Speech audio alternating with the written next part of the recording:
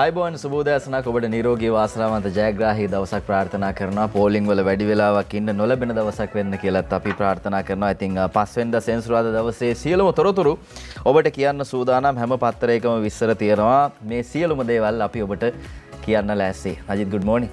Good morning Sameera. සුබෝදෑසනක් ප්‍රාර්ථනා කරනවා. වාසනාවන්ත ජයග්‍රාහී දවසක් හැම දිනෙකටම සතියක පත්තර මේතුවත් එක්ක එකතු වෙලා ඉන්න.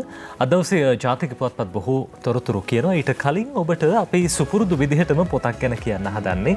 අපි හැම දවසකම සෙනසුරාදා සහ ඉරිදා දවස්වල වැඩියෙන් පොත් ගැන ඔබට කියනවානේ. අද කියන්න හදන්නේ ටිකක් වෙනස් කෘතියක් ගැන. මේක පරිවර්තනයක්. සමහර විට ඉතිහාසයේ ඉඳපු වීර චරිත ගැන ඔබ අහන්න දකින්න ආසාවෙන් ඇති. මේ වීර චරිතය මේ සියවස් ගණනකට එහා චරිතයක් නෙමෙයි. බොහොම මෑත කාල සීමාවෙදී ලෝකයට බොහෝ දෙනෙක්ට සමීප වුණු චරිතයක් විදිහට හඳුන්වන්න පුළුවන්. පොතේ නම කිව්වහම පැහැදිලි වෙනවා කවුරුන් ගැනද අපි කියන්න උත්සාහ කරන්න කියලා. ජෙනරාල් වොන් ගුවෙන් ගියෙප් ඩීඑන් බීඑන් පූ මහා සටන කියලා තමයි මේ කෘතිය නම් කරලා තියෙන්නේ. පොත නම් කරලා තියෙන්නේ ඩීඑන් බීඑන් පූ මහා සටන. මේ සටන පිළිබඳව ඔබ නොදන්න බොහෝ දේවල් දැනගන්න හැකියාව තියෙනවා මේ පොත අරගෙන කියවොත්. පරිවර්තනය කරන්නේ මහින්ද සෙනරත්ගමගේ සංස්කරණයේ එස් සුදසිංහයන්. මේ කෙනෙක්ට හිතෙන්න පුළුවන් මේ ජෙනරාල් වොන් ගුවෙන් ගියෙප් වටින්නේ ඇයි කියලා. සමහර විට මෙතරම් වැදගත්ද මේ චරිතය කියන කාරණාව ගැනත් හිතේ ඔබට. වොන් ගුවෙන් ගියෙප් ගැන මේ විදිහට සංස්කාරක සටහනක් ලියලා තියෙනවා. ප්‍රංශ යටත් විජිත පාලනයෙන් වියට්නාමයේ නිදහස් කර ගැනීම අරබයා හෝ චි මින් ආරම්භ කළ ඉන්දු චීන කොමියුනිස්ට් පක්ෂයට එක් වූ වොන් ගුවෙන් ගියෙප් වියට් මින් සංවිධානයේ ගොඩනැගීමේදී පුරෝගාමීෙක් වුණා. 1945 අගෝස්තු විප්ලවය ජයග්‍රහණය කර මෙහෙවූ හමුදා කොමිටුවේ සභාපතිත්වයේ හෙබුවේද වොන් ගුවෙන් ගියෙප් විසින් හෝ චි මින්ගේ උපදෙස් අනුව නැවත දිග්ගැස්සුණු මහජන යුද්ධයකට වියට්නාම් ජනතාව සූදානම් කළ ජෙනරාල් වොන් ගුවෙන් ගියෙප්ට 1954 දී ඩීඑන් බීඑන් පූ නගරයේ ප්‍රංශ හමුදා බලකොටුව බිඳ දැමීමට වියට්නාම් හමුදාව මෙහෙවන්න හැකියාව ලැබුණා. වියට්නාම එක්සත් කිරීමේ මහජන යුද්ධය 1954 සිට 1975 දක්වා මෙහෙවූ ජෙනරාල් වොන් ගුවෙන් ගියෙප් සමාජවාදී වියට්නාම් ජනරජයේ ආරක්ෂක අමාත්‍යවරයාද වුණා. 1911 අගෝස්තු 25 වෙනි දින මධ්‍යම වියට්නාමයේදී උපත ලැබූ ජෙනරාල් වොන් ගුවෙන් ගියෙප් 102 වන වියේදී අවහප්‍රාප්ත වුණා කියලා වැඩිදුරටත් තොරතුරු කියන වසර 102ක් ජීවත් වෙලා තමයි ජෙනරාල් වොන් ගුවෙන් ගියෙප් මිය ගියේ. ඩීඑන් බීඑන් පූ මහා සටන ගැන මේ පොතේ අපූර්ව තොරතුරු සටහන් වෙනවා. ඓතිහාසික ඩීඑන් බීඑන් පූ මෙහෙයුම, යුදමය තත්ත්වෙහි විකාශනය, එපමණක් නොවේ ඔබට පුළුවන් තවත් බොහෝ දේ ගැන මේ පොත කියවුත් දැනගන්න. මේ දැන් අර ඉතිහාසය පිළිබඳ විමර්ශනය කරන පරිශීලනය කරන බොහෝ දෙනෙක් කැමති මේ වගේ කෘති කියවන්න, පරිවර්තන කියවන්න. 1953 ගිම්හානයේදී යුදමය තත්ත්වය මේ නොයෙකුත් කරුණු කාරණා පිළිබඳව ඒ ඉතිහාසයේ ඒ වික්‍රමයන් පාපු හැටි ඔබට කියවන්න හැකියාව තියෙනවා. ජෙනරාල් වොන් ගුවෙන් ගියෙප් ඩීඑන් බීඑන් පූ මහා සටන මේ කෘතිය පරිවර්තනය කරන්නේ මහින්ද සෙනරත්ගමගේ ප්‍රකාශනය මීකොන් ප්‍රකාශකයෝ සංස්කරණයේ එස් සුදසිංහයන්ගෙන්. ඔබටත් හැකියාව තියෙනවා මේ පොත වගේම ඕනම පොතක් අපිට එවන්න අපි අවස්ථාව දෙන්න සූදානම්. ඔබත් පොත් ලියන කතුරියක් නම් අපිට පොතක් එවන්න. අපි හැමදාම මේ විදිහට පොත් ගැන කියන්න සූදානම් මුළු රටට. ITN වික්‍රමසිංහපුර බත්තර මුල්ල කියන ලිපිනයට තමයි ඔබ පොතක් එවනවා නම් එවන්න ඕනේ. ඉතින් එහෙම ඔබට හැකියාවක් තියෙනවා මුළු රටටම පෙන්වන්න. අපිත් ආසයි පොත් කියවනවා නම් හැමෝම අරගෙන පොත් නිකන් තියනවට වඩා පොත් කියවන්න ඕනේ. කියවන එකේ තමයි වටිනාකම තියෙන්නේ. ඉතින් ඒ අතරේ මතක් කරන්න ඕනේ පළමු ටෙස්ට් තරගයේ දෙවන දිනේ අද ශ්‍රී ලංකා ඉන්දියා තරගයේ තරගාවලියේ පළමු ටෙස්ට් තරගයේ දෙවන දිනේ අද ඔබට උදේ 8 ඉඳලා අපිත් එක්ක සජීව විකාශයත් එක්ක සම්බන්ධ වෙන්න පුළුවන්. දෙවන තරගයේ මොන ආකාරයෙන් ක්‍රියාත්මක වෙයිද අපේ පන්දු යවන්නන් මොන විදිහේ දක්ෂතා පෙන්වයිද? ඒ වගේම ඉන්දියා පිතිකරුවන් ඉතා ඉක්මනින් දවා ගැනීම තමයි ඉලක්කය වෙන්න ඕනේ. මේ අතරේ ක්‍රිකට් ගැන කතා කරද්දී ෂේන් කීත් වොන් මරණයට පත් වෙනවා ඊයේ දවසේදී. ඒ ගැනත් මතක් කරන්න ඕනේ. ෂේන් වොන් ඔබ දන්න විදිහට කියනවා නම් ඕස්ට්‍රේලියාව එතෙක් මෙතෙක් බිහි කළ දක්ෂතම පන්දු යවන්නෙක්, පාදක පන්දු යවන්නෙක්, ප්‍රවේගකාරී, ඒ වගේම කලහකාරී සහ ජයග්‍රහණයේ පිපාසයෙන් ඉන්න ක්‍රීඩකයෙක්. අපේ ක්‍රිකට් ක්‍රීඩාලෝලීන්ගේ ටිකක් තරහකාරයෙක් විදිහට තමයි ෂේන් වොන් හඳුන්වන්න පුළුවන්කම ලැබෙන්නේ. ඔහු අර කලහකාරී ස්වභාවය නිසා, ප්‍රවේගකාරී ස්වභාවය නිසා තමයි අපිත් එක පොඩි ප්‍රේක්ෂකයන් පොඩ්ඩක් නිකන් ෂේන් වොන් එක්ක පොඩි උරණ වීමක් තරහක් තියෙන්නේ. ෂේන් බෝන්ගෙන් ඉගෙන ගන්න ගොඩක් දේවල් තියෙනවා. එකක් තමයි කවුරුවත් කියන දේවල් අහන්න එපා, උරණ වෙන්න එපා කියන කාරණය. එක ටෙස්ට් මැච් එකකදී ඉන්දියාවත් එක්ක තිබුණ තරගයක් ගංගුලි සහ ටෙන්ඩුල්කර් තමයි පිටියේ පන්දුවට පහර දෙන්නේ. ගංගුලි ඒ වෙලාවේ බැට් කරේ, ටෙන්ඩුල්කර් අනිත් පැත්තේ ඉන්නේ. ගංගුලි ආරක්ෂාකාරී පහරක් එල්ල කරනවා මේ ෂේන් බෝන් යවන පන්දුවකට. ෂේන් බෝන් ළඟට ඇවිල්ලා කියනවා ගංගුලි මේ අද ප්‍රේක්ෂකයෝ ඇවිල්ලා ඉන්නේ ඔයා මෙහෙ ලැල්ල දානවා බලන්න නෙමෙයි ටෙන්ඩුල්කර් ගහනවා බලන්න කියලා. ඒකට කේන්ති යනවා ගංගුල්ට. ඊළඟ පන්දුවට ඉස්සරහට පැනලා ගහන්න යනවා. හැබැයි ඉයන් හීලි ස්ටම්ප් කිරීමකට හසු කරගන්නවා. ඒ අනුව ගංගුලි දැවී යනවා. ඉතින් කවුරුවත් කියන දේවල් අහලා ඉක්මනට තීන්දුව తీරන ගන්න එපා කියන එකට හොඳම උදාහරණයක් ක්‍රිකට් වල නවක ක්‍රීඩකයන්ට විශේෂයෙන් අපි දන්නවා ක්‍රීඩා පිටියේ එක එක දේවල් කරනවා. ක්‍රීඩකයන්ව යම් ආකාරයකින් උසුළු විසුළු වලට ලක් කරනවා. ඒ වගේම යම් විදිහක බය කරන්න උත්සාහ කරනවා. ඉතින් හොඳ උදාහරණයක් ඒක. ඒ වගේම ෂේන් බෝන් 708 කියලා ස්කාගාරයක් පටන් ගන්නවා ක්‍රිකට් වලින් පස්සේ. ඔහු ඒකෙන් අති විශාල ලාභයක් ලබනවා. හැබැයි පහුගිය කොරෝනා කාලේ ඔහු මේ ස්කාගාරයේ හෑන්ඩ් සැනිටයිසර් නිෂ්පාදනාගාරයක් කරනවා. ඔහු කියනවා මම මේ ස්කාගාරයෙන් මත්පැන් ස්කාගාරයෙන් ලොකු මුදලක් මට හම්බ කරන්න පුළුවන්. අති විශාල ලාභයක් ගන්න පුළුවන්. හැබැයි මට චියර් කරපු මිනිස්සු වටින්නේ කියලා ඔහුගේ ස්කාගාරයේ හෑන්ඩ් සැනිටයිසර් හදන මධ්‍යස්ථානයක් නැත්නම් ව්‍යාපාරයක් බවට පත් කරනවා. ඉතින් අපේ කළුකඩ ව්‍යාපාරිකයන්ට ගන්න පුළුවන් හොඳ දෙයක් තියෙනවා. ඔහු එක්ක මේ ඔහුගේ ජීවිත කතාව ගැන කතා කරද්දී ඒ වගේම ලංකාවට සුනාමි ආපු වෙලාවෙත් අපේ රටට ඔහු උදව් කරනවා. අපේ රටේ මිනිස්සු ගැන හොයලා බලනවා. ක්‍රිකට් එක්ක විතරයි අපි හැලහැප්පීමක් තිබුණේ. ජනතාවත් එක්ක රටත් එක්ක අපේ රටට ආදරය කරන ක්‍රීඩකෙක් ෂේන් බෝන් කියලා කියන්නේ. ඉතින් ඔහු ඊයේ දවසේදී මරණයට පත් වෙනවා. අවුරුදු 52යි වයස. අර කළුකඩ ව්‍යාපාරිකයන් ගැන කතා කරා. වී සම්බන්ධයෙන් ප්‍රශ්නේ තමයි දරුණුවටම නේද අපි දැක්කනේ වී මෝල් හිමිය මොනවද කරන්න කියලා. අඩු ගාන්ට අරගෙන වැඩි මිලට දෙන විදිහ මේවා මේ පෞද්ගලික අංශයේ යටතේ තබා ගැනීමත් එක්කම තමයි මේ ප්‍රශ්නේ තවදුරටත් ඇදී යන්නේ. ඉතින් තාමත් එහෙමයි හාල්වල එහෙම වෙනසක් නැහැ. ලංකාවේ හාල්වල අඩුවීමක් පේන්නේ නැහැ. මේ අතරේ තමයි අද දින මින වාර්තා කරන්නේ. මම යනවා පත්තර බලන්න. වීතොග රැස් කරන්න මණ්ඩලයට ණය දෙන්න කියලා කියනවා. ජනාධිපතිතුමන් රාජ්‍ය බැංකු දෙකකට උපදෙස් දීලා තියෙනවා. මේ ආකාරයෙන් මේ වී තොග සුරකම් ලෙස තබාගෙන වී මිලදී ගැනීමට වී අලුයි මණ්ඩලයට ණය පහසුකම් සලසන ලෙස ජනාධිපතිතුමන් උපදෙස් ලබා දීලා තියෙනවා. ඉතින් මේක කරන්න පුළුවන් නම් වටිනවා. හැබැයි වැඩේ වෙලා තියෙන්නේ මේ වැඩේ කරන්න ගියාම නොයෙකුත් ප්‍රශ්න. මේ වැඩේ කොහොම හරි පටන් ගත්තොත් ඊළඟ ඉස්සරහට එන කාලවලදී අපිට රටින් හාල් ගේන්න ඕන නැති වෙයි. සහ මණ්ඩලයේ වී තොග මේ සංරක්ෂණය කරලා නැත්නම් සුරක්ෂිත කරලා මහ ජනතාවට අවශ්‍ය වෙලාවට හාල් ටික මුදා හරින්න හැකියාවක් ලැබෙයි. ඉතින් එහෙම කරන්න හැකි වෙන්න පුළුවන් වෙන්න ඕනි කරන මේ වැඩපිළිවෙල හදන්න කියලා තමයි ජනාධිපතිතුමා උපදෙස් දීලා තියෙන්නේ. අද දිනමින ඒ සම්බන්ධයෙන් තොරතුරු වාර්තා කරනවා. අතර සමිරාද ඩේලි නිවුස් පුවත්පත කියන කාරණාවක් ජනාධිපතිතුමන් ඊයේ දවසේ අපි දැක්කා වී අලෙවි මණ්ඩලයේ ප්‍රධාන කාර්යාලයට ගොඩ වදිනවා. ජනාධිපතිතුමන් මේ වගේ රාජ්‍ය ආයතන ගණනාවකට මීට පෙර නිරීක්ෂණය කරන්න ගියා. දැන් ඊයේ වී අලෙවි මණ්ඩලයට ගියා. එහිදී ජනාධිපතිතුමන් ලබා දුන්න උපදෙස් තමයි දැන් වී මිලදී ගැනීම, ඒ වගේම ගබඩා කිරීම, විකිණීම මේ සියල්ල පිළිබඳව හිතා බලන්න කියන කාරණාව ජනාධිපතිතුමන් මේ අදාළ නිලධාරීන්ට දැන්වුවා කියලා අද ඩේලි නිවුස් පුවත්පත ප්‍රධාන ඡායාරූපයේ විදිහට පළ කරලා තියෙනෙත් මේ ඡායාරූපේ. මේ ඡායාරූපයට යටින් සටහනක් තබමින් කියනවා ජනාධිපතිතුමන් උපදෙස් ලබා දුන්නා වී අලෙවි මණ්ඩලයේ නිලධාරීන්ට මේ අවශ්‍ය කටයුතු ඉක්මනින්ම සිද්ධ කරන්න, වෙළඳපොලේ වී හිඟයක් ඇති වෙන්න දෙන්න එපා. ඒ වගේම මේ ඉල්ලුමට අනුව සැපයුම සූදානම් කරගන්න, වී මිල ඉහළ දැමීම වැළැක්වීම සඳහා හැකි ඕනෑම පියවරක් ගන්න කියලා ජනාධිපතිතුමන් මේ අවස්ථාවේදී උපදෙස් දුන්නා කියලා අද ඩේලි නිවුස් පුවත්පත කියනවා. මහින්දානන්ද අලුත්කමගේ මහත්මයා ඒ වගේම වී අලෙවි මණ්ඩලයේ නිලධාරීන් මේ පිරිසත් මේ ඡායාරූපේ ඉන්නවා කියලා අද ඩේලි නිවුස් පුවත්පත ওই විදිහට කියනවා. අපි යනවා හිටපු අගමැතිතුමාගේ ප්‍රකාශයකට. ඉතින් එතුමා ජනප්‍රිය ප්‍රසිද්ධයි. අපේ රටේ දේවල් ගැන කතා කරනවට වඩා එතුමාට ටිකක් ජාත්‍යන්තර සම්බන්ධතා තියෙනවා. යුරෝපය ගැන කතා කරන්න, ජාත්‍යන්තරය ගැන කතා කරන්න ඒ සම්බන්ධයෙන් අත්දැකීම් ගන්නාවක් තියෙනවා. එහෙම කියන දේශපාලඥයෙක් එතුමා රනිල් වික්‍රමසිංහ මහත්තයා. ඔහු කියනවා රුසියා යුක්‍රේන යුද්ධයෙන් ලංකා තේ කර්මාන්තයට වදීවි කියලා මේ ආකාරයෙන් සඳහන් කරනවා. ඒ අනුව මේ හිටපු අග්‍රාමාත්‍යවරයා කරන ප්‍රකාශය ලංකාවේ මේ පහළ සහ මැද කොටසේ වගා කරන තේ රුසියාව සහ යුක්‍රේන යන රටවල් දෙකට අපනයනය කරන හේයින් මෙරට මේ යුද්ධය ලංකාවේ තේ කර්මාන්තයට බලපෑමක් ඇති කරනවා කියලා තමයි රනිල් වික්‍රමසිංහ මහත්තයා කියන්නේ. ඇමරිකාව හෝ එක්සත් රාජධානිය රුසියාවට එරෙහිව සම්බාධක පැනුවත් ලංකාව රුසියාව හෝ වෙනත් රටවල් සමග මේ වෙළඳාම නතර නොකළ යුතු බවත් අග්‍රාමාත්‍යවරයා සඳහන් කරනවා. රුසියාව සහ යුක්‍රේනය අතර මේ ගැටුම නිසා ඉදිරි වසර 10 ඇතුළත ආසියාව ලොව බලවතා බවට පත්වන ලකුණු පේන්න තියෙනවා. ඒක හොඳක් කියලා අග්‍රාමාත්‍යවරයා හිටපු සඳහන් කරනවා. මේ අතරේ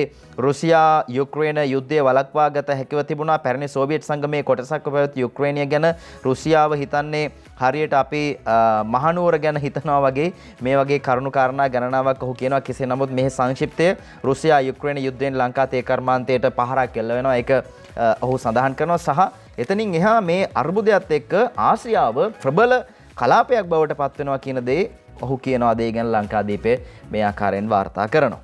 සමීර ඒක සඳහන් කරපු කාරණාව ඩේලි නිවුස් පුවත්පතත් වාර්තා කරනවා. හිටපු අගමැතිතුමන් කියන කතාව Asia likely to be most powerful regions in 10 years වසර 10කින් ලෝකයේ බලවත්ම කලාපයේ බවට ආසියාව පත් වෙනවා. හේතුව තමයි යුක්‍රේන රුසියා ගැටුම තියෙනවා, මේ අර්බුදය තියෙනවා, දැවැන්ත යුද්ධයක් ක්‍රියාත්මක වෙනවා. ඔය හේතු කාරණා හින්දා යුරෝපය දැන් ටික ටික ආපස්සට යන තත්ත්වයක් තමයි පෙන්눔 කරන්න කියලා එතුමන් සඳහන් කරන. එතුමාගේ මේ කතාව ඇතුළතදී ඒ නිසා ආසියාව බලවත් කලාපයක් වෙයි කියලා විශ්වාස කරනවා. අපි දැක්කා යුරෝපයේ බොහෝ රටවලට ගෑස් සැපයුම වළක්වන්නට රුසියාව කටයුතු කරලා තියෙනවා. රුසියාවෙන් තමයි සමීර අර යුරෝපා රටවල මේ ගෑස් අවශ්‍යතාව සපුරන්නේ. දැන් ගෑස් නොමැතිකම හින්දා දැඩි බලපෑමක් එල්ල වෙලා තියෙනවා යුරෝපා කලාපයේ රටවලට. හේතුව මේ ගෙවෙන්නේ ශීත කාලගුණයේ ශීත දේශගුණයේ පවතින කාල සීමාව. ඉතින් මේ පිරිස කොහොමද මේ අදාළ ගෑස් සැපයුම ඒ විදිහට හරි විදිහට සපය ගන්න කියන කාරණාවත් ප්‍රශ්නයක් අපි දැක්ක ඊයේ දවසේ. යුක්‍රේනයේ විශාලතම දැවැන්තම න්‍යෂ්ටික බලාගාරයක් රුසියාව අත්පත් කරගන්නවා. යුක්‍රේනයේ බලශක්ති අවශ්‍යතාවෙන් 50% ප්‍රමාණයක් නිෂ්පාදනය කෙරෙන්නේ මේ බලාගාරයෙන්, න්‍යෂ්ටික බලාගාරයෙන්. දැන් දැවැන්ත ගැටලුවක් අර්බුදයක් තියෙනවා. යුරෝපා කලාපයේ ආර්ථිකයට මේක මරු පහරක් කියලා තමයි සටහන් වෙන්නේ. එනිසාම ඉදිරි වසර 10ක ඇතුළත ආසියාව ලෝකයේ ප්‍රබලතම කලාපය බවට පත් වෙනවා කියලා එතුමන් ඒ විදිහට ඉඟියක් පළ කරමින් සඳහන් කරනවා. අද ඩේලි නිවුස් එක ගැන ওই විදිහට කියන්නේ. මෙතනින් එහා අපි යනවා තවත් තොරතුරු වාර්තා කරන්න.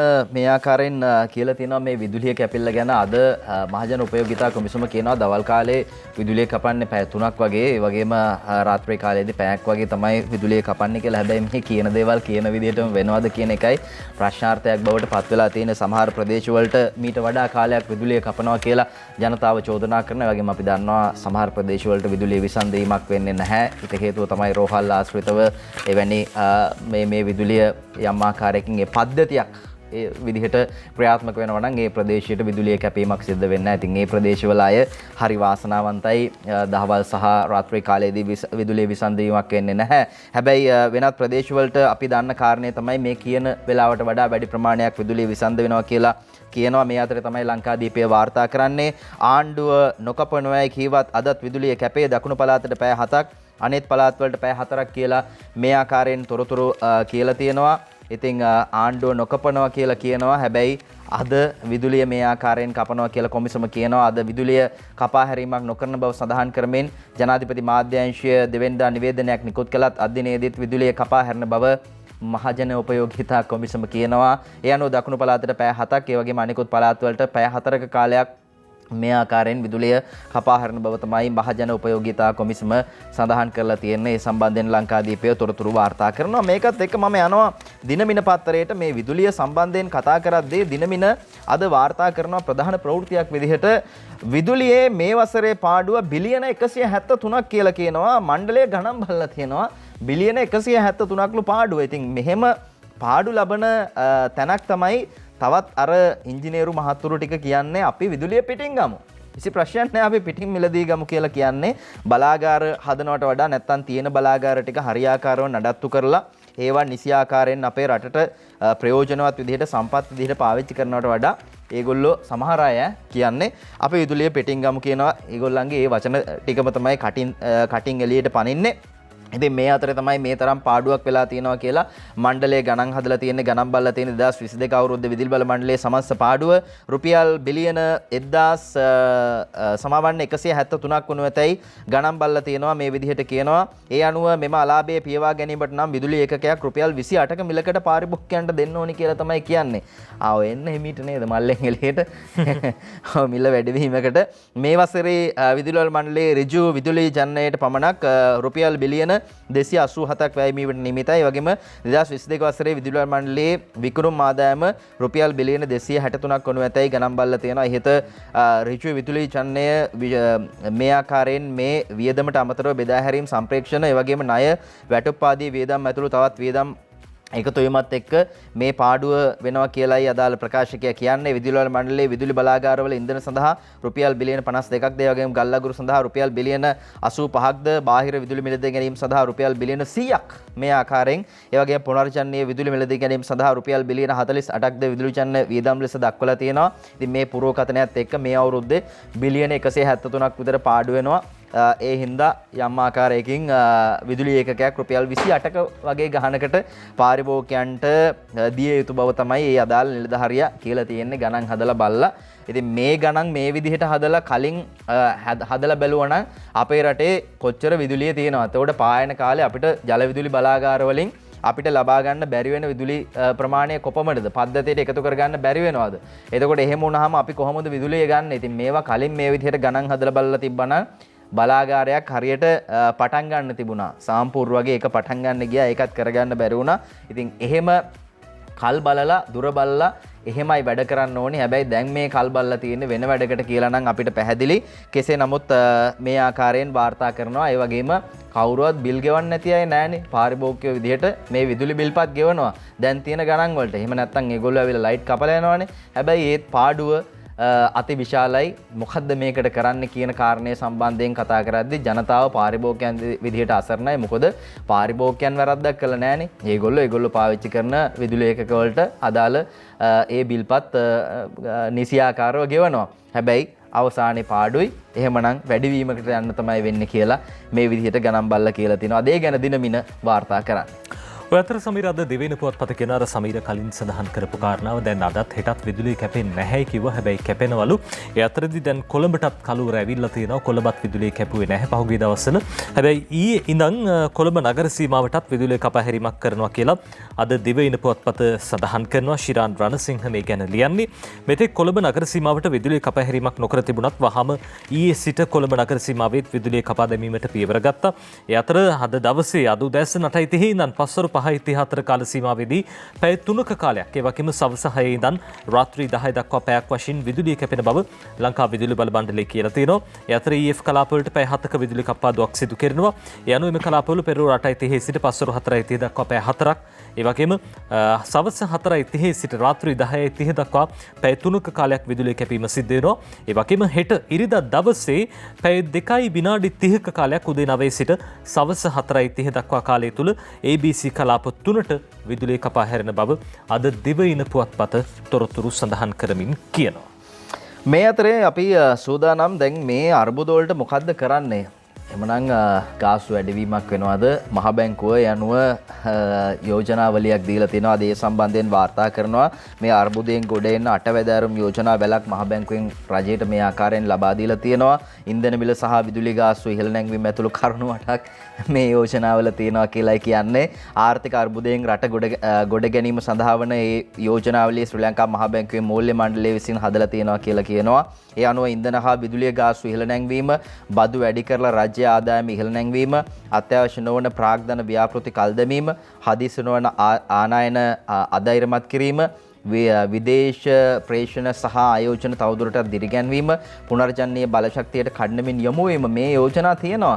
ඉතින් කාලයක් තිස්සේ මේ යෝජනා තියෙනවා. සමහර යෝජනා මෙතන තියෙන ඒවා කෙසේ නමුත් 8ක් තියෙනවා. ණය නොවන විදේශ විනිමය කඩනමින් ලබා ගැනීම, මේ වගේම ඌනෝපයෝගී බත්කම් කඩනමින් අලෙවි කිරීම එම යෝජනාවලට ඇතුළත් කියලායි වාර්තා කරන්නේ. ආර්ථික අභියෝග ජය ගැනීම සඳහා මහ බැංකුව ගෙන ඇති ක්‍රියාමාර්ගවලට සහාය වීමට රජය ඉහත යෝජනා ක්‍රියාත්මක කළ යුතු බව තමයි ශ්‍රී ලංකා මහ බැංකුව කියන්නේ. රජයේ ආර්ථික සහ මූල්‍ය උපදේශක ලෙස ඒ කරුණු කඩනමින් ක්‍රියාත්මක කරන්නයි රජයෙන් ඉල්ලීමක් කරනවා කියලත් මහ බැංකුව සඳහන් කරනවා. ඉතින් සෙන්ට්‍රල් බැංක් එක මේ ආකාරයෙන් මොකද්ද මේ ආර්ථික අර්බුදයෙන් ගොඩ එන්න නම් අපි කරන්න ඕනි කියලා පැහැදිලිව උපදෙස් 8ක් එක්ක 8 වැදෑරුම් යෝජනාවලියක් දීලා තියෙනවා කියලයි අද මේ සම්බන්ධයෙන් තොරතුරු ලංකාදීපය වාර්තා කරන්නේ. ඒ අතර සමීර පහුගිය දවස්වල අපි දැක්ක මහ බැංකුව අධිපතිවරයා සඳහන් කරන කාරණාව දැන් විදේශ රටවලින් අපේ විදේශ ශ්‍රමිකයන් එවන මුදල් වලට වැඩියෙන් ගෙවනවා කියලා මහ බැංකුව අධිපතිතුමා කිව්වා. සෑම ඩොලරයකටම රුපියල් 10ක් වැඩියෙන් ගෙවන්න කටයුතු කරනවා කියලා. හැබැයි ඊටත් වැඩිය කළු කඩකාරයෝ මුදල් ගෙවනවා. ඒ හින්දා වෙනත් ක්‍රමවලට තමයි ඩොලර් එවන්නේ කියන කාරණාව අද දවසේ දෙවෙනි පුවත්පත කියනවා. දෙවෙනි පුවත්පත මේ සඳහා ලබා දෙන විසඳුමක් එක්ක කැබිනට් මණ්ඩලයේ තීරණයක් එක්ක ඒ ගත්ත තීරණය මේ විදිහට වාර්තා කරනවා. ඩොලරයට රුපියල් 240ක් ගෙවන්න කැබිනට් යෝජනාවක් ඉදිරිපත් වෙලා කියලා චමින්ද සිල්වා ලියන්නේ. මේ කැබිනට් යෝජනාව කම්කරු අමාත්‍ය නිමල් සිරිපාල් ද සිල්වා මහත්තයා තමයි ඉදිරිපත් කළා තියෙන්නේ. මේ අනුව සිංහල සහ හින්දු අලුත් අවුරුද්ද සැමරීමට විදේශ ශ්‍රමිකයෝ මෙරට සිටින උන්ගේ පවුල්වල සමාජිකයන්ට වියදම් කිරීමට වැඩිපුර මුදල් එවන එක සාමාන්‍ය දෙයක්. හැබැයි වර්තමානයේ ශ්‍රී ලංකාවේ ඩොලරය සම්බන්ධයෙන් පවතින තත්ත්වය හමුවේ බොහෝ විදේශ ශ්‍රමිකයන් සේ මුදල් මෙරටට එවනු ලබන්නේ නීති අනුකූල නොවන මාර්ගයෙන් කියලා සඳහන් වෙනවා. අපි දැක්කා පහුගිය දවස්වල උණ්ඩියල් වගේ එක එක ක්‍රම යටතේ මේ විදිහට මුදල් එවනවා කියලා සඳහන් වුණා. ඒකට හේතුව ඩොලරයකට වැඩි මුදලක් ගෙවනවා. රුපියල් 240ක් 250ක් විතර ගෙවනවා. මේ හින්දා අවුම් වශයෙන් ඇමරිකා ඩොලරයට රුපියල් 240ක්වත් ගෙවන්නේ නම් විදේශ ශ්‍රමිකයන් මෙරට බැංකුව හරහා මුදල් ලැබීමට කටයුතු කරනවා කියලා විශ්වාස කරනවා. දැනට ඩොලරයකට රුපියල් 10ක දිරිදීමනාවක් ගෙවන අතර ඒ තවත් රුපියල් 30කින් වැඩි කිරීමට ඇමතිවරයා යෝජනා කළා තියෙනවා කියලා අද දිවයින පුවත්පත ওই විදිහට කියනවා. පොලේ අනුපාතක ඉහළ ගිහිල්ලා තියෙනවා. අපි ඒ ගැන කියන්න විරාමයෙන් පස්සේ.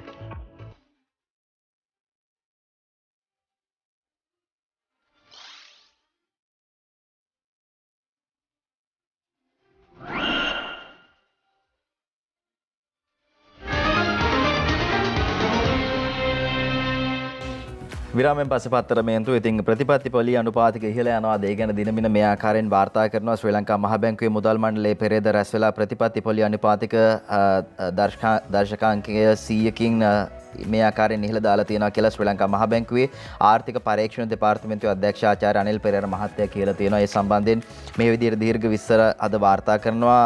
ඊයේ තිබුණා මහ බැංකු මූලස්ථානයේ මේ සම්බන්ධයෙන් මාධ්‍ය දැනුවත් කිරීමේ හමුවක්. ඉතින් එතනදී තමයි මේ ගැන කියන්නේ.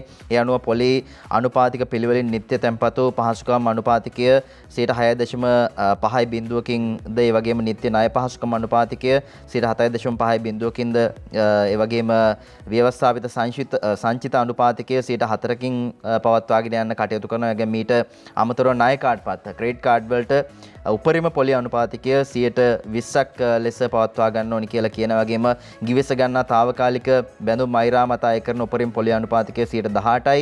ඒ වගේම උකස් පහසුකම් මත අය කරන උපරිම පොලි අනුපාතිකය 12% දක්වා පවත්වාගෙන යාමට මුදල් මණ්ඩලය තීරණය කරලා තියෙනවා කියලයි ආචාර්ය අනිල් පෙරේරා මහත්තයා කියලා තියෙන්නේ. ප්‍රතිපත්ති පොලි අනුපාතික ඉහළට කියලා අද දිනමින මේ සම්බන්ධයෙන් තොරතුරු වාර්තා කරනවා. මේ අතරේ මහ බැංකුව අධිපතිතුමා කියනවා බැසිල් සමග මගේ ගැටුමක් නැහැ කියලා. ඒ ගැනත් අද දිනමින තමයි මේ විදිහට තොරතුරු කියන්නේ. ඉතින් ගැටුමක් තියෙනවා කියලා කවුරු හරි කියන්නේ නැති. ඉතින් ඒකත් එක්ක තමයි කබ්‍රාල් මහත්තයා මේ උත්තරේ ලබා දීලා තියෙන්නේ.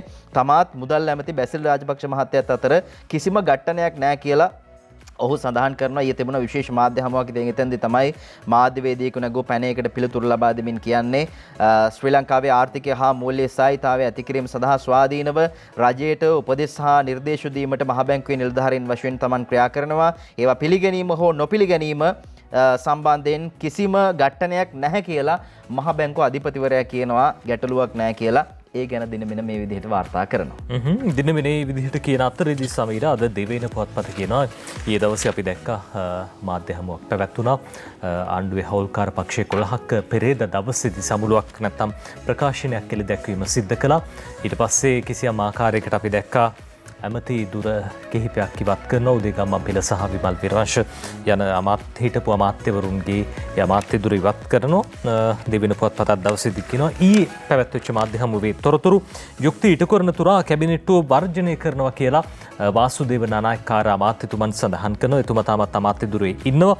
හැබැයි එතුමාත් එක්ක මේ පක්ෂ 11 ප්‍රකාශනයේ එළි දැක්වීම සඳහා සහභාගී වුණු අනෙකුත් පිරිස උදේගම පෙළ සහ විමල් විරවංශ යන මහත්වරුන්ගේ අමාත්‍ය දුර ඉවත් කරන්න කටයුතු කළ තිබ්බා. යුක්ති ඉටු කරන තුරා කැබිනට්ටුව වර්ජනය කරනවා කියලා වාසුදේව නානායක්කාර මහත්තයා ඊයේ දවසේ කිව්වා. අපි ඔබට පෙන්නනම් තව ටිකකින් මේ මාධ්‍ය හමුවේ තොරතුරු. ඔව් ඉතින් මේ මාධ්‍ය හමුවේදී කියන දේවල් අද ලංකාදීපයත් මේ ආකාරයෙන් වාර්තා කරනවා. හැබැයි පෙරේද සමුලෝට හිටපු ශ්‍රී ලංකා නිදහස් පක්ෂය ඊයේ මාධ්‍ය හමුවේ හිටියේ නෑ. පළාත් සභා මන්ත්‍රීවරු දෙන්නේ නැද්ද කොහෙද හිටියා? හැබැයි අර හිටපු තෙලක්සිරි මහත්තයා හිටියා. ඔව් ලොකු මූණු ටික හැම කවුරුවත් දකින්න හිටියේ නෑ මාධ්‍ය හමුවේ. ඉතින් අර වීරවංශ මහත්තයාගේ අර ජනප්‍රිය කතාවක් තියෙනවනේ කෝමේ සිරිසේන කියලා බලනකොට ඊයේ හිටියේ නැහැ එතුමා. හැබැයි පෙරේද සමුළුවේ හිටියා. මේ අතරේ තමයි බැසිල්ගේ පාලනයට නතු වී ජනපති මාත් උදයත් ඉවත් කළා කියලා විමල් වීරවංශ මහත්තයා කියන්නේ. එයින් ඩොලර් ප්‍රශ්නය විසඳෙනවා නම් සතුටුයි කියලා ඔහු සඳහන් කරනවා. ඒ ගැන සුජිත් හේවාචූලිගේ ලියනවා ජනවර්මට සාධාරණ ඉටු කිරීමට උත්සාහ කරද්දී ජනාධිපතිවරයා බැසිල් රාජපක්ෂ මහතාගේ පාලනයට නතු වී තමාත් උදේගම්මන් පිලත් ඇමද්දූර වලින් ඉවත් කළ බවත් ජනතාව වෙනුවෙන් ආරම්භ වූ සටන ඇමද්දූර තිබුණත් නැතත් දිගටම කරගෙන යනවා කියලා හිටපු කර්මාන්ත ඇමතුමා විමල් වීරවංශ මහත්තයා කියලා තියෙනවා. ඒ ගැන අද මේ විදිහට කියද්දී ඒකට උත්තරය ලබා දෙනවා රජයේ පාර්ශවයෙන් ආණ්ඩුව පාර්ශවයෙන් මොකද්ද මේ උනේ කියන කාරණය. ඒ අනුව මේ ගැන දිලුම් අමුඩුගම කියනවා විමල් උදේ නිරපීම පොදු තීන්දුවක් ඒ ජනපතිගේ තනි තීන්දුවක් නෙවෙයි කියලා යහු කියන්නේ. විමල් වීරවංශ උදේගම්මන් පිළ යන මහතුරුන් නමාද්දූර වලින් ඉවත් කිරීම ආණ්ඩුවේ ප්‍රතිපත්තිමය තීරණයක් බවත් එය ජනාධිපති ගෝඨාභය රාජපක්ෂ මහතාගේ තනි තීරණයක් නොවන බවත් ප්‍රවාහන කැබිනට් අමාත්‍ය දිලුම් අමුඩුගම මහත්තයා කියලා තියෙනවා. ඒ ගැන මේ ආකාරයෙන් ලංකාදීපය තොරතුරු හද වාර්තා කරනවා. ඊයේ දවසේ පැවැත්වෙච්ච මාධ්‍ය හමුවක් තවත් ඒ පිළිබඳව තොරතුරු කියන පුවත්පතක් ඩේලි නිවුස් පුවත්පත. ඒ මාධ්‍ය හමුවේදී අපි දැක්කා දිලුම් අමුණුගම රාජ්‍ය අමාත්‍යතුමන් දැන් එතුමා කැබිනට් අමාත්‍යවරයෙක් බවට පත් වෙලා ඉන්නවා. ප්‍රවාහන කැබිනට් අමාත්‍යවරයා ඩේලි නිවුස් පුවත්පත කියනවා මිනිස්ටර්ස් සැකින් not president's unilateral decision. ශ්‍රී ලංකා පොදු ජන පෙරමුණ මේ අමාත්‍යවරුන් ඉවත් කිරීම ජනාධිපතිතුමාගේ තනි තීරණයක් නෙවෙයි කියන කාරණාව සඳහන් වෙනවා. ඒ අතරදී Wimal Gammanpila breached collective responsibility මේ අයට සාමූහික වගකීමක් තිබ්බා කියන කාරණාව මේ මන්ත්‍රීවරුන් මේ අමාත්‍යවරුන් සඳහන් කරනවා. විශේෂයෙන්ම දැන් මේ පිළිබඳව කතා කරනකොට සමීර මේ ඊයේ දවසේ පැවැත්වෙච්ච මාධ්‍ය හමුවේ තමයි මේ පිළිබඳව වැඩියෙන් කතා බහ සිද්ධ වුණේ. දැන් කැබිනට් මණ්ඩලයක් මේ සාමූහික තීන්දුව తీරන ගන්න තැනක්. හැබැයි කැබිනට් එකේදී හඬ නැගුවේ නැහැ කියන කාරණාවක් සඳහන් වෙනවා. ඒ පිටතට ඇවිල්ලා මාධ්‍ය හමු තියමින් මේ විදිහට තොරතුරු කිව්වා කියලා චෝදනාවක් එල්ල වෙනවා. මේ සාමූහිකව තීන්දුවක් තීරණයක් ගන්නේ කැබිනට් මණ්ඩලයේදී. එහිදී අවශ්‍ය නැත්නම් බාධා කරන්න පුළුවන්, නැත්නම් අවශ්‍ය නැත්නම් ඒ තීන්දුව හකුලා ගන්න බල කරන්න පුළුවන්. හැබැයි එහෙම සිදුුනේ නැහැ කියන කාරණාව තමයි සඳහන් වෙන්නේ. සාමූහිකව ගත තීන්දුව තීරණ පිළිබඳව විවේචනාත්මකව කතා කිරීම මේ අමාත්‍ය දුරවලින් ඉවත් කිරීමට හේතුව කියලා ශ්‍රී ලංකා පොදු ජන පෙරමුණ පාර්ශවයෙන් තොරතුරු සඳහන් වෙනවා. ඔව් කැබිනට් මණ්ඩලයක මූලික එක්ගත්වය තමයි මේ සාමූහිකව තීන්දුව తీරන ගන්නවා කියන එක. ඉතින් එතනින් එහා ගිහිල්ලා කොහොමද එළිය කියන්නේ කියන දේ සම්බන්ධයෙන් බරපතල ප්‍රශ්නයක් තියෙනවා කියලායි ඊයේ මේ ශ්‍රී ලංකා පොදු ජන පෙරමුණ පවත්වපු මාධ්‍ය හමුවේදී දිලුම් අමුණුගම මහත්තයා කියන්නේ. ඉතින් මේවා කණ්ඩායම් රැස්වීම් වලදී කතා කරන්න පුළුවන්. එහෙම ප්‍රශ්නයක් තියෙනවා කොහොනම් අපිත් එතුමන්ලගේ පැත්ත ගන්නවා කියලා දිලුම් අමුණුගම මහත්තයා කිව්වා. අලුත් කැබිනට් ඇමතුමා එතුමාට අපි සුබපතන්නත් ඕනේ. මේ අතරේ කාංචන විජේසේකර මහත්තයා කියනවා දොළවත සහ විදුර ගැන තීරණයක් ගන්න ඕනේ කියලා දිනමිනේ සම්බන්ධයෙන් වාර්තා කරනවා. ඔහු සඳහන් කරනවා දැන් අර සමුළුවට සම්බන්ධ වෙලා හිටියා මේ දෙන්නත්. ඉතින් ඒ දෙන්න ගැන තීරණයක් ගන්න ඕනේ කියලා තමයි කාංචන විජේසේකර මහත්තයා කියන්නේ. මේ අතරේ විමල් සහ ගම්මන්පිල සමග එක්වෙන්න ශ්‍රී ලංකාවේ පිරිසක් අකමැත්තෙන් කියලා දිනමින වාර්තා කරනවා. විමල් විරාංශ උදේගම්මන්පිල මහතුරුන් ඇතුළු කණ්ඩායම් සංගම එක්ව වැඩපිළිවෙලක් සකස් කිරීමට ශ්‍රී ලංකා නිදහස් පක්ෂයේ ඇමතිවරුන්ගෙන් කොටසක් අකමැත්ත ප්‍රකාශ කරලා තියෙනවා කියලා ජ්‍යෙෂ්ඨ ප්‍රකාශකයෙක් පක්ෂයේ කියලා තියෙනවා කියලායි කියන්නේ. විමල් වීරවංශ සහ උදේගම්මන්පිල මහතුරුන් ඇතුළු සෙසු පක්ෂ නායකයන් සමග සාකච්ඡාව ආරම්භයේ සිටම ශ්‍රී ලංකා නිදහස් පක්ෂ නියෝජනය කරන මැති ඇමතුරුන් පිරිසක් මෙලෙස පක්ෂයේ සභාපති හිටපු ජනාධිපති මෛත්‍රීපාල සිරිසේන මහතා වෙත සිය විරෝධය පළ කරලා තියෙනවා කියලායි වාර්තා කරන්නේ. එතකොට ශ්‍රී ලංකාවත් නැතුව තමයි මේගොල්ලන්ට ඉස්සරහට යන්න වෙන්නේ වගේ හැඩක් තියෙනවා මේ ප්‍රවෘත්තියත් එක්ක. ඉතින් දේශපාලනේ අපි හරියටම කියවන්න දන්නේ නැහැ. මේ වෙන දේනේ මේ හෙට වෙන්නේ නේද? මේ උදේට ඇමති දවල්ට නොමැති. ඉතින් මේ වගේ දේවල් නේ දේශපාලනයේ සදාතනික සත්‍යයක්. ඉතින් අපි දන්නේ නැහැ මොනවා වේද කියලා. ඉදිරිය ගැන කියන්න තේරෙන්නේ නැහැ. කෙසේ නමුත් අද ඒ සම්බන්ධයෙන් දිනමින මේ විදිහට වාර්තා කරනවා. ඇතර ඩේලි නිවස් කියන කතාවක් අපි කලිනුත් සඳහන් කරපු කරුණ දිලු මමනුගම රාජ්‍ය අමාත්‍යතුමා කැබිනට් අමාත්‍යවරයෙක් බවට පත් වුණා. දිලු මෙන්ටර්ස් කැබිනට් ඇස් ට්‍රාන්ස්පෝර්ට් මිනිස්ටර් මේ ප්‍රවාහන අමාත්‍යවරයා ලෙස කැබිනට්ට ඇතුළත් වුණා කියන කාරණාව අද ඩේලි නිවස් පුවත්පත කියන යතරදී අරුන්දික ප්‍රනාන්දු මහත්තයාගේ එතුමා ඉල්ලා අස්සුණා. අර පරීක්ෂණ පවත්වනකං රාගම වෛද්‍ය පීඨයේ සිදුවීමක් වුණා. එතුමාගේ පුතා මේකට සම්බන්ධ වෙලා හිටියයි කිව්වා. අමාත්‍යංශයේ වාහනයක් මේකට ඇවිල්ලා තියෙනවා කියලා කිව්වා. මේ සිදුවීම් පෙළ විමර්ශනය කළා වාර්තාවක් දෙනකං එතුමා අයින් වෙලා හිටියා. ඉල්ලා අස්විලා තිබ්බා රාජ්‍ය අමාත්‍ය දුරෙන්. දැන් ඒ රාජ්‍ය අමාත්‍ය දුරේ නැවතත් ලබා දීලා තියෙනවා. ජනාධිපතිතුමා ඉදිරියේ දිවුරුම් දුන්නා. Arundika reappointed after inquiry absolves him කියලා තමයි අද මේ විදිහට ඩේලි නිවුස් පුවත්පත සඳහන් කරන්නේ. ඒ පිළිබඳ තොරතුරු. ඔව් මේ අරුන්දික මහත්තයට ආපහු අමාත්‍ය ධූරය හම්බවීමත් එක්ක අර පරීක්ෂණය සඳහා පොඩි කාලයකට නැතුව තිබුණා. ඉතින් ආපහු හම්බ වුණා. ඒ ගැනත් එක්ක රාජ්‍ය කැබිනට් තව ඇමති තනතුරු වෙනස්කම් කිහිපයක් සිදු වුණා. ඒ සම්බන්ධයෙන් අපි ඔබට කෙටියෙන් වාර්තා කරන්නම්. ඒ අනුව අරුන්දිකට තල් පොල් කිතුල් ආපහු දෙනවා. ඒ ගැන මේ විදිහට පුවත්පතේ වාර්තා කරනවා. අපි මේ ලංකාදීප පත්තරේ බලන්න. ඒ අතරේ සීබී රත්නායක වනජීවි හා වන සම්පත් අමාත්‍යාංශය එතුමාට බාර දීලා තියෙනවා. ඒ ගැන කියනවා මේ අමාත්‍යාංශය මේ එතුමා ජනාධිපතිතුමාගෙන් මේ අමාත්‍ය ධූරය ලබා ගන්න කලින් මේ සම්බන්ධයෙන් ගොසිප් එකක් ගියා සමාජ මාධ්‍යවල සීබී රත්නායක මහත්තයා ඇමතිකමෙන් යනවා කියලා.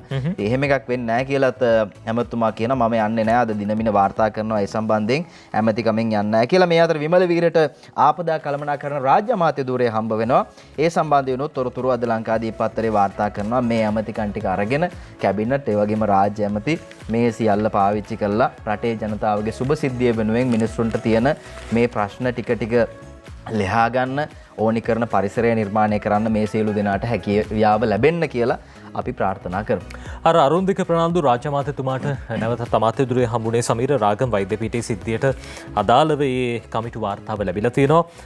අරුන්දික ප්‍රනාන්දු මහත්තයාව මේ සිද්ධිය සම්බන්ධයෙන් නිදහස් කරලා තියෙනවා. නිදොස් කොට නිදහස් කරලා තියෙනවා. රාගම් වෛද්‍ය පීඨයේ සිද්ධියකට අරුන්දික නිදොස් කමිටු වාර්තාව ජනපතිට රාගම් වෛද්‍ය පීඨයේ නිවාසිකාගාර පරිශ්‍රයේදී සිසුන් දෙපිරිසක් අතර පසුගිය ඇති වූ ගැටුම් ගැන සොයා බැලීමට පත් කළ කමිටුව විසින් හිටපු රාජ්‍ය ඇමති අරුන්දික ප්‍රනාන්දු මහතා නිර්දෝෂයකු බව නිගමනය කරමින් ජනාධිපතිවරයාට කමිටු වාර්තාවක් පෙරේදා ඉදිරිපත් වුණා. ඒ නිසා එතුමට නැවතත් රාජ්‍ය අමාත්‍ය ධුරය ලබා දීලා තිබා. මේ සියල්ලටම හේතුව අපි දැක්ක පහුගිය දවස්වල වෙච්ච සිදුවීම් මාලාව.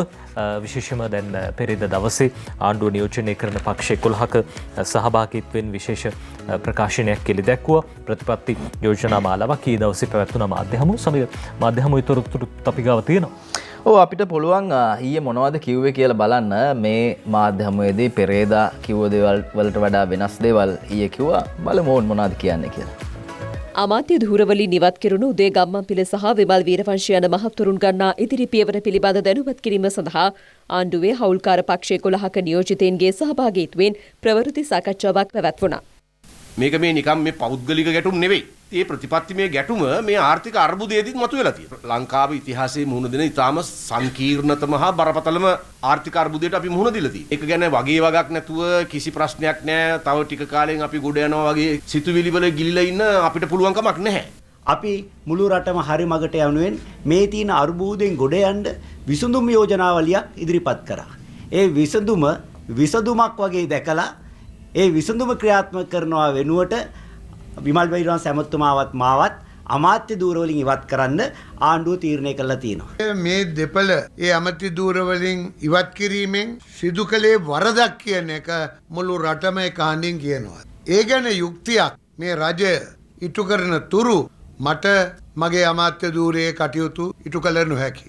අමාත්‍යවරයෙක් හැටියට කැබිනට් රැස්වීම වලට යෑම හෝ අමාත්‍යවරයෙක් හැටියට මගේ වගකීම ඉටු කරන්න මට පුළුවන් කමක් නැහැ. අමාත්‍යතුමා දැන් ඔබතුමා අමාත්‍ය ධූරයෙන් ඉවත් වෙනවද? නෑ. මම අමාත්‍ය ධූරයේ කටයුතු වලින් ඉවත්. කැබිනට් මණ්ඩලයට යන්නේ නැහැ. අපි විපක්ෂයට එකතු වෙන්නේ නැහැ. ඒක ගැන කවුරු අස්තකයක් හිතා ගන්න. අපි දන්නවා ඔබ දන්නවා විපක්ෂ කියන කවුද? ඒ වගේ ඔබතුමාගේ ලොකු හීනයක් තියෙනවලු ජනාධිපතිවරුන්ට. කවුද යාට ඒක කිව්වේ? නෑ මම නොදැක්ක හීනයක් මම දැක්ක කියලා කවුද යාට කිව්වේ? මම ජීවිතේට මම දවාලටවත් හීන දකින්න කෙනෙක් නෙවෙයි. රැයටත් මට හීන පේන්නේ නැහැ. මම ඇත්තටම හරි ආසයි මට හීනයක් මොකක් හරි පේනවනම්.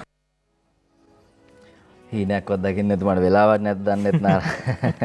ගිහිල්ලත් නෑ කිව්වනේ ඉස්සර ලංකාවේ අර සුන්දර ලස්සන තැන් වලටවත් එහෙමත් වෙලාවක් නෑ කියලා කිව්වනේ. කෙසේ නමුත් ඊයේ මාධ්‍ය හමුවේ මේවා තමයි කිව්වේ. ඉතින් මේ අතරේ මෙතනින් එහා මොකද්ද විපක්ෂයේ විදිහට දැන්ට ඉන්න විපක්ෂයේ විදිහට මේ සිද්ධිය සම්බන්ධයෙන් මොනවද කියන්නේ කියලා බලමු. රංජිත් මද්දුම් බණ්ඩාර මහත්තයා කියනවා සමගි ජන බලවේගයේ විදිහට මෛත්‍රී එක්ක එක් වෙන්න දසවතාවක් හිතන්න වෙනවා කියලා. 10 වතාවක් හිතන්න වෙනවලු මෛත්‍රී එක්ක එකතු වෙනවා නම් ඒ ගැන මේ විදිහට අද වාර්තා කරනවා රංජිත් මද්දුම් බණ්ඩාර මහත්තයා තමයි කියන්නේ. මෛත්‍රීපාල සිරිසේන හිටපු ජනාධිපතිවරයා සමග නැවත එක් වෙනවද නැද්ද මේ සම්බන්ධයෙන් 10 වතාවක් හිතන්න වෙනවා කියලායි වාර්තා කරලා තියෙන්නේ. ඒ සම්බන්ධයෙන් දින මින තොරතුරු මේ අතරේ සමිර මේ අතරේ මේ මද්දුම් බණ්ඩාර මහත්තයා කියන කාරණාවක් ඩේලි මිරර් වාර්තා කරනවා. ඩේලි මිරර් පොත්පත කියන මේ දැන් මෛත්‍රී මහත්තයත් එක්ක එකතු වෙන කැමති නැහැලු. හැබැයි එතුමා ආරාධනා කරනවා විමල් වීරවංශ මහත්තයාටයි උදේ ගම්මන්පිලටයි අද ඩේලි මිරර් මේ ගැන කියනවා. SJB invites විමල් උදේ to join hands මේ අපිත් එක්ක එකතු වෙන අත්වල බැඳ ගන්න කියලා රංජිත් මද්දුම් බණ්ඩාර මහත්තයා කියනවා. එතුමන්ලා මේ මාර්තු 15 පස්සේ ආයි පාරට බහිනවා කියලා තියෙනවා. සමීර මේ දැන් අකණ්ඩව වීදියේ විරෝධතා නැත්තම් සටන් පාට කියමින් විරෝධතා සංවිධාන කරන්න සූදානම් කියලා සඳහන් වෙනවා මාර්තු 15න් පස්සේ. ඒ වැඩවලට අපිත් එක්ක එකතු වෙන කියලා විමල් මහත්තයටයි උදේගම්මපිල මහත්තයටයි ආරාධනා කරලා තියෙනවා. පාරට බහින එකට. ඔව්. ඉතින් බලමු කොහොමද කියලා මේ දේවල් විසඳෙන්නේ නැත්නම් මේ ප්‍රශ්න තවදුරටත් දේශපාලනිකව ඉස්සරහට යනවද? කෙසේ නමුත් විපක්ෂයට ආරාධනා කළ තිබ්බට වාසු මහත්තයා පැහැදිලිව කිව්වා මාධ්‍ය හමුවේදී අපි යන්නේ නැහැ කියලා විපක්ෂයට එකතු වෙන්නේ නැහැ කියලා ඔහු සඳහන් කරනවා. ඔහු කියනවානේ මේ මොකද අමාත්‍යතුරේ වැඩ කටයුතු වලින් ඉවත් වෙනවා කියලා. ඉතින් අමාත්‍යතුරේ වැඩ කටයුතු වලින් ඉවත් වෙලා ඉන්න ඒ ආකාරයෙන් මේ පහසුකම් ටික පුද්ගලයෙකුට ලබා දෙන්න ඕනිද? ආරක්ෂාව වේවා, ඒ වගේම වැටුප් වේවා. ඒ වගේම හැබැයි මේ වැටුප නැතුව හරි වැඩ කරන්න කියලා. වැටුප ගන්නෙත් නැහැ කියලා කියනවා. හරි. ඒ සම්බන්ධයෙන් අද තොරතුරු මේ විදිහට වාර්තා කරලා තියෙනවා. මේ අතර රුවන් විජේවර්ධන මහත්තයා කියනවා එක්සත් ජාතික පක්ෂය නියෝජනය කරමින් ඇමතිවරුන් වෙනස් කළා රටේ ප්‍රශ්න විසඳන්න බැහැ කියලායි ඔහු සඳහන් කරන්නේ මේ සිද්ධිය සම්බන්ධයෙන්. ඉතින් ඇමතිවරුන් වෙනස් කළා රටේ ප්‍රශ්න විසඳන්න බෑ කියලා එතුමා කියනවා. එක්සත් ජාතික පක්ෂ ක්‍රියාකාරීන්ගේ සහභාගීත්වයෙන් නිය තිබිලා තියෙනවා රැස්වීමක්. ඉතින් එතෙන්දි තමයි මේ විදිහට රුවන් විජේවර්ධන මහත්තයා කියන්නේ මේ ඇමතිවරු වෙනස් කළා රටේ ප්‍රශ්න විසඳන්න බෑ කියලා අද ඒ ගැන තොරතුරු වාර්තා කරනවා. ඒ අතර සමීර අද දවසේ ඩේලි මිරර් පුවත්පතත් කියනවා මේ රුවන් විජේවර්ධන මහත්තයා කියන කතාවක්. UNP calls for effective steps to resolve Sri Lanka's financial crisis. දැන් එතුමාර පක්ෂ සම්බන්ධයෙන් කියපු කාරණාවට අමතරව දැන් රටේ තියෙන මේ මූල්‍ය තත්ත්වය වර්ධනය කරගන්න ආණ්ඩුව විධිමත් වැඩපිළිවෙලක් නැත්නම් වැදගත් පියවර තියයි කියලා එතුමා විශ්වාසය පළ කරනවා කියලා සහ මේ ඒ අවශ්‍ය කටයුතු කරන්න ඕනේ කියලා එතුමා සඳහන් කරලා තියෙනවා. අද ඩේලි මිරර් ඔය ගැන කියන්නේ. අපි සූදානම් මේ ප්‍රවෘත්තියත් එක්කම විරාමයක් ලබා ගන්න තවත් බොහෝ දේ ඔබට කියන්න තියෙනවා.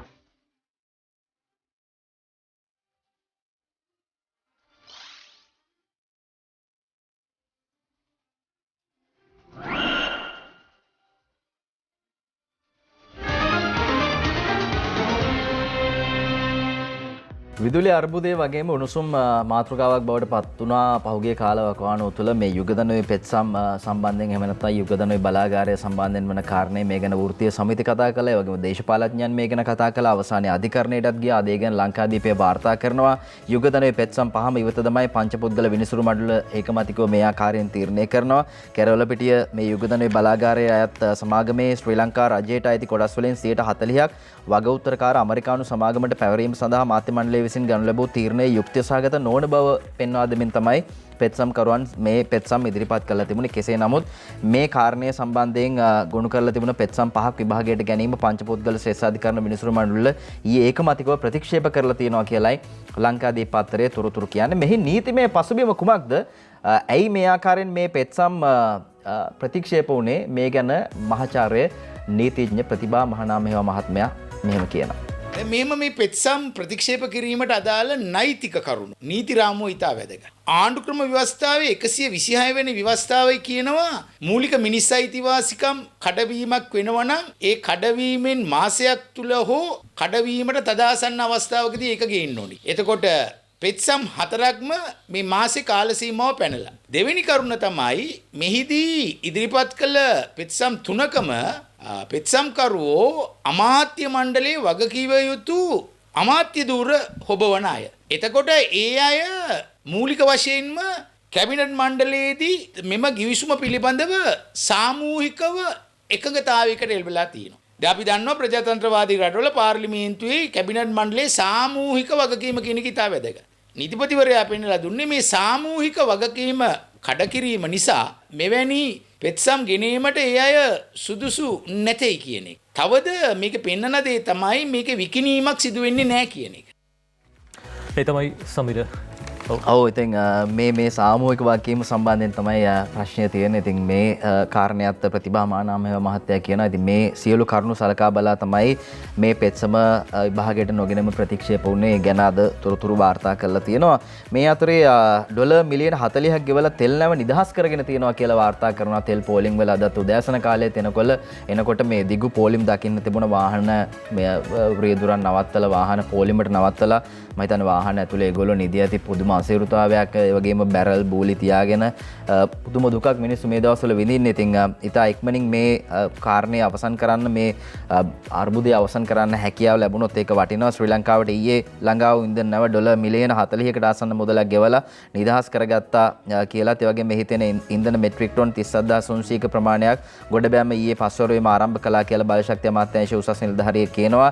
මේ නෞකාවේ ඩීසල් මෙට්‍රික් ටොන් තියෙනවා. ඩීසල් තමයි වටින්නේ පෝලිං ගොඩක් තියෙන ඩීසල් වලට 28300ක් ඒ වගේම ගුවන් යානා තෙල් තියෙනවා මෙට්‍රික් ටොන් 9000ක් ගබඩා කරලා තියෙනවා කියලා මේ නිලධාරියා කියනවා. ඒ ගොඩබෑමෙන් පසුව ප්‍රමාදයකින් තොරව බෙදා හැරෙන බවත් සඳහන් කරනවා. ඒ ගැන පත්තරේ තොරතුරු මේ විදිහට වාර්තා කරනවා.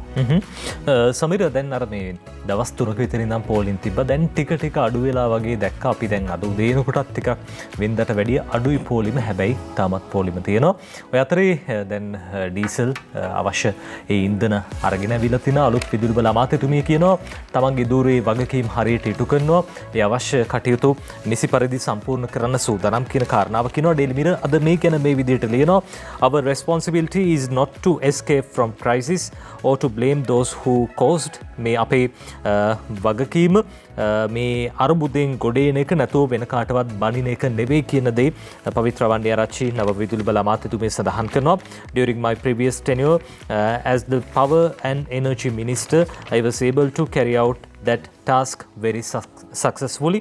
මේ මගේ ඒ ලබා දීලා තියෙන ඉලක්කය ඒ කාර්යභාරය ඉතාමත් හොඳින් ඉටු කරන්න කැප වෙනවා කියන කාරණාව එතුමිය සඳහන් කරලා තියෙනවා. ඉතින් ඉස්සරහට ලයිට් කැපිල්ලත් නතර කරගත්තොත් බොහොම වටිනවා. එතුමියට තමයි එතකොට ඒ පිළිබඳව ජනතාවගේ ප්‍රසාදය හිමි වෙන්නේ. කලින් හිටියා එතුමිය ඔය අමාත්‍යාංශයේ. ඉතින් ඒවත් මතක් කළා තමයි ඊයේ කිව්වේ ප්‍රශ්නයක් නැතුව ඉදිරියේදී විදුලිය ලබා දෙන්න කටයුතු කරනවා කියලා. මේ අතරේ මේ තෙල් ප්‍රශ්නෙත් එක්ක අද ලංකාදීපේ කියනවා තෙල් නැතිව ප්‍රයිවට් බස් භාගයට භාගයක් ගෙදර කියලයි දාලා තියෙන්නේ. පත්තර තොරතුරු මේ ආකාරයෙන් වාර්තා කරනවා. හෝමාගම් බස් නැවතුම් පොලෙන් ගමන් ආරම්භ කරන බස් රථවලට ඉන්ධන නොමැතිවීමත් එක්ක 50% පමණ බස් රථ ධාවනයෙන් ඉවත් වීමට පියවර අරගෙන තියෙනවා කියලා බස් රථ රියදුරන් සහ කොන්දස්තරවරුන් කියනවා. ඉතින් මේ තත්ත්වයක් එක්ක පොදු ප්‍රවාහන සේවය තමයි අඩපණ වෙන්නේ. ඒ එහෙම වුණොත් කොහොමද රැකී ආරක්ෂාවලට යන්නේ සහ වෙනත් අවශ්‍යතාවලට මහජනතාව යන්නේ කොහොමද ගැටලුවක් තියෙනවා. කෙසේ නමුත් ඊයේ තෙල් නැවක් ඇවිල්ලා තියෙනවා. ගොඩබෑම් සිද්ධ වෙනවා.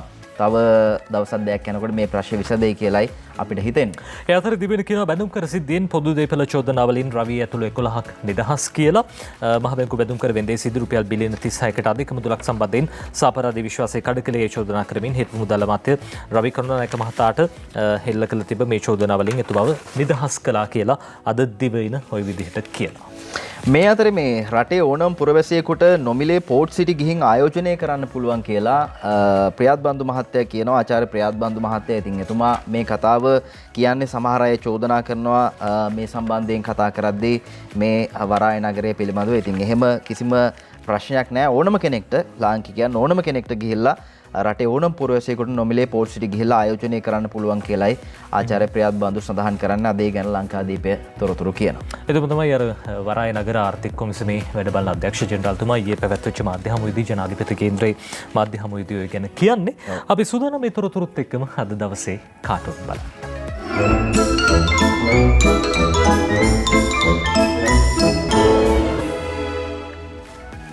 අපි බලමු ලංකාදීප පුවත්පතේ දාස අඳින කාටූනෙන් අද කාටූන් මොනවද කියලා.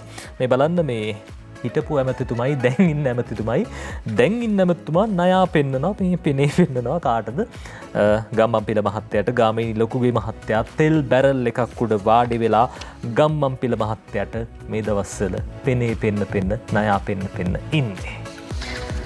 සරදම් කාටුන් එක බලනවා ලංකාදීප පත්තරේ තියෙන්නේ ඇවිල්ලා දෙන්නෙක් එක කතාවක්. ඉතින් ඇවිල්ලා කියනවා දේශපාලඥයෙක් සරදම්ට ඩිලාන් කියනවා වියත් මග ෆේල්ලු. ප්‍රශ්නයක් නැහැ. එයාට නැති වෙන්න ඇමති ගමන් නැහැනේ කියලා සාමාන්‍ය වැසියෙක් කියලා තියෙනවා. මේ දිනවෙන පුවත්පතේ අනුර තේනුවර අඳින කාටුනේ බලන්න දැවී ගිහින් තියෙන්නේ කවුද කියලා. දැවී ගියා කියලා ඔන්න දැන් මේ දැවී යන කට්ටිය විමල් වීරවංශ මහත්තයයි අතේ දුරකථනකුත් තියෙනවා. යතරේ ගම්බප්පිල මහත්තයත් පැත්තකට විසික් වෙනවා දැවී ගියා කියලා. යතරේ ඈතින් කකුලකුත් පේන් තියෙනවා. මේ වාසු මහත්තයාගේද දන්නෙත් නැහැ. ස්වාරිස් දාසහ පෝලානගේ අද ලංකාදීප පත්තරේ තියෙන්නේ. ඉතින් ඇවිල්ලා කියනවා විමල් මහත්තයා මේ ස්වාරිස්ට මගේ ඇමතිකම ගැලෙව්වා බං.